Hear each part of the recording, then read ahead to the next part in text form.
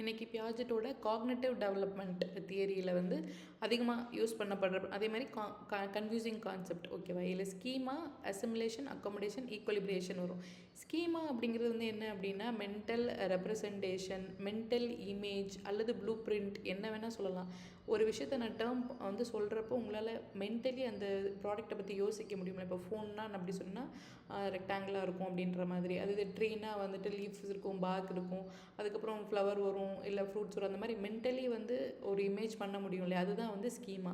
அடுத்து அசிமுலேஷன் அப்படிங்கிறப்ப இது ஹஸ்கி டாக்குன்னு ஞாபகம் வச்சுக்கோங்க.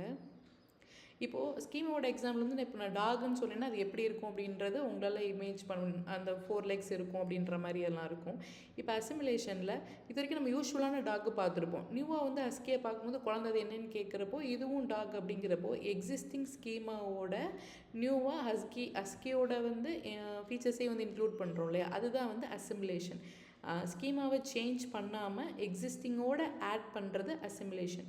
அதே இது இப்போ அக்காமடேஷன் எடுத்துக்கிட்டிங்கன்னா என்னென்னா நியூவாக ஒரு இன்ஃபர்மேஷனை வந்து ஆட் பண்ணுறது. இதில் வந்து எக்ஸிஸ்டிங்கோட ஆட் பண்ணுவோம், இல்லை நியூவாக வந்து ஒரு ஸ்கீமாவை க்ரியேட் பண்ணுவோம்.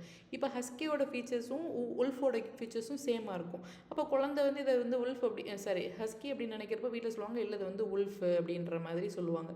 அப்போது இது டாக் டைப்லேயே வராது, உல்ஃப்ஸில் வரும் அப்படின்னு சொல்லிட்டு நியூவாக ஒரு ஸ்கீமாவை க்ரியேட் பண்ணுறது அக்காமடேஷன்.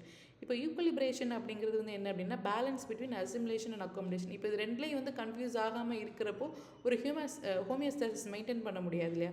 ஸோ கன்ஃபியூஷன் இல்லாமல் ரெண்டுக்கு இடையில ஒரு பேலன்ஸை க்ரியேட் பண்ணுறது தான் வந்து ஈக்குவலிபிரேஷன்.